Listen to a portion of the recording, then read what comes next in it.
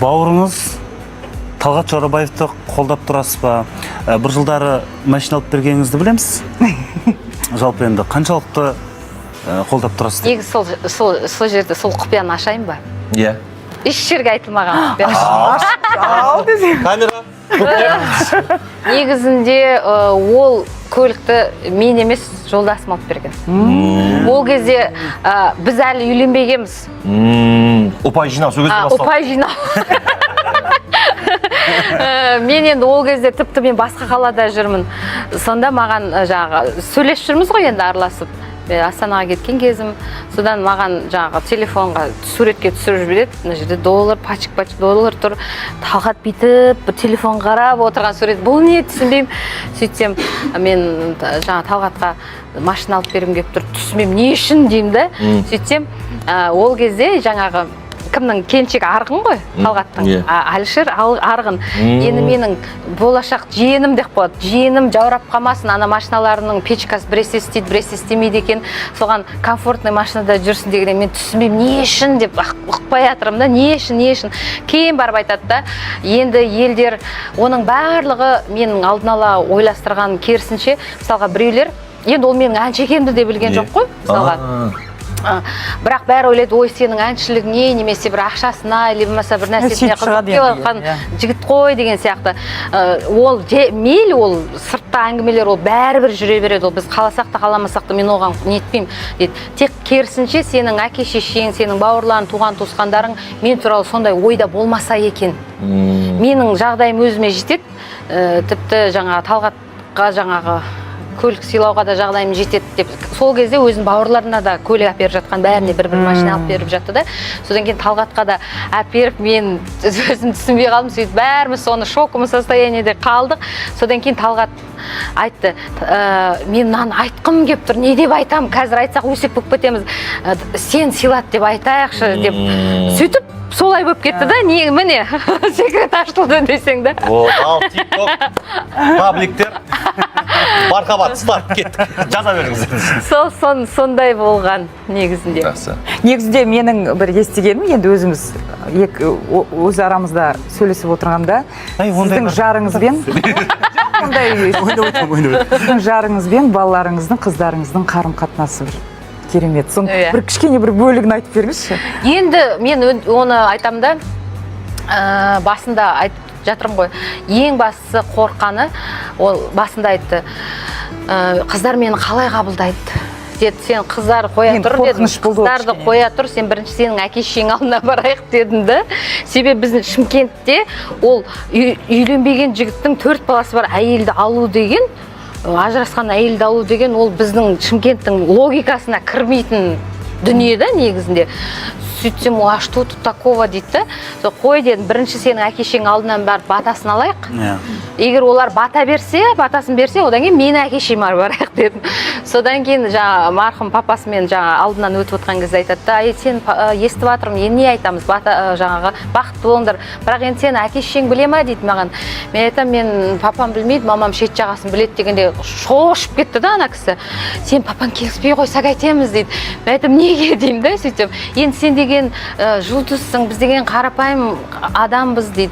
Мен айтам, ол оған емес, біздің Шымкентте сен президенттің қызы болсаң да, сен ажырасқан бала шағасы бар әйелдің үйленбеген жігітке тию деген ол мүмкін емес дүние десем. Енді балалардың бұл жерде ешқандай кінәсі жоқ қой деп сонда да. Солай, сол сәттер, содан мен айтам, мен әке-шешем қуанбаса олар. Өздеріңіз білесіздер ғой, керісінше қуанады ғой мысалға. Содан кейін мен айттым, махаббатыңды берсең болды деп. Содан ол қатты қорқып қобалып жүрді. Бір жылға жетпей, үлкен қыз айтты, біз сізді папа десек бола ма деп. Сонда мен түсіндім да, ол бәрі үшін, бәріне, қазірдің өзіне де мысалға, бір арамызда бәрі айтады ғой, енді сен деген жүйітіп шошаңдап жүре бермей туып берсейші деген жазады ғой адамдар. Сонда мен енді ыңғайсызданып қалам да, бәрібір деп көңілім түсіп қалған кезде ол айтады да, мен ертең Құдайдың алдында барғанда сенің неге балаң болған жоқ деп сұралмаймын ғой дейді да. Мен алдына барғанда мен қыздарға қандай әке болдым, саған қандай жар болдым, мен сол үшін сұралам деген кезде де ойланып қалады екенсің да. Өз басқаша да олардың түсініктері білмейді. Алдында алдында біз сұрақ қойған едік, иә, өзіңіз Астана ысып кетті деп жатырмыз, 35 градустан. Осындай ыстық кезде енді айырмашылық жоқ қой. Астана кету керек басқа жақ, теңіздің жағасына шомылу керек деген. Ол керемет бір нұсқа, ол Түркия. Анталия ма, Алания ма? Алания. Екі үйіңіз бар дейді. Тағы да бар ма, білмейміз ғой, өзіңіз айтсаңыз. Ой, бұл кісінің демалыстары бөлек қой. Иә. Жалғыз өзі саңырақ уақ теуіп Мен демалыс ол шетелге барып, бассейнға түсіп, немесе теңізге түсіп, ол маған демалысқа жатпайды ол. Мен демалғанда мен жалғыз өзім демалуым керек. Мен жалғыз өзім саңырауға баруым керек, табиғатқа баруым керек, ешкіммен сөйлеспей, телефонды сөндіріп тастап. Сол кезде саңырауық жергендеріңіз біз көреміз ғой әлеуметтік желіде. Біреу түсіріп жүреді ғой міндетті. Өзім түсіремін ғой. Өзіңіз түсіріп, кейін барып жүктейсіз, иә, 1-2 күн өтіп кеткеннен кейін. Жақсы, негізі осы Астанада қаланың шетіне Бурабайға барып теретін шығарсыз. Ақкөлге барамын. Одан не істейсіз кәдімгідей? Тамақ істейсіз ба әлде? Оны теріп алып келемін да, ана салит ететіндерді жаңағы Анжелика деген нем бар, көршіміз бар, соған беремін. Себебі оны мен сонша ерде жасағаннан кейін өзімнен басқа ешкім жемейді. Тек қана жаңағы жарит ететіндерді ғана алып қаламын. Болды. Ана Түркияда 2 үй болды.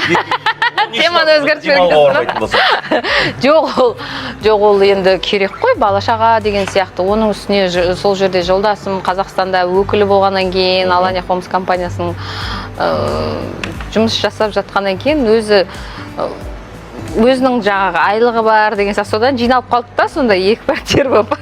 Білмеймін енді.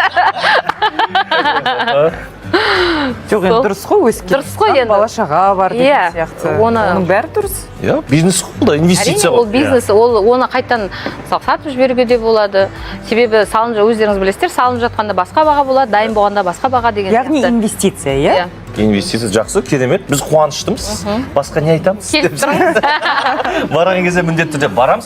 Сосын менің бір байқағаным, түн болсын, күн болсын, таң болсын, білмеймін енді, жездеміз әрдайым гүлмен тұрады екен. Ол не деген махаббат?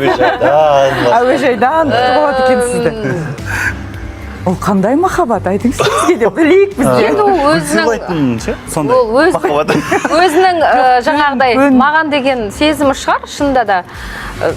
Басында бірінші күтіп алатын кезде мен енді қарадым да, жаңағыдай бірінші ол неге алып бармайды ғой аэропортқа, ол машинада жатады ол күн.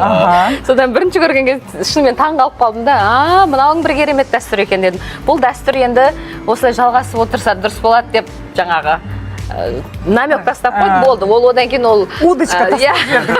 Ол содан кейін солай жалғасып келе жатыр. Бір болмай қалған кез болмапты. Келісім шарт ондай жоқ қой, міндетті де гүл берілу керек. Жоқ, мен келісім шартта былай, мен оны белгілегенде ол маған ақша төлейді. Жақсы бизнес. Ол махаббаттың құпиясын негізі мен білетін сияқтымын. Өйткені сіздің бармағыңыздан бал татқандай керемет аспазсыз. Енді күнде жасаймын деп айтпай-ақ қояйын, енді күнде жасаймын десем өтірік болып кетеді. Андасында жасаймын, соның өзінде ол менің тамағым екенін біліп қояды.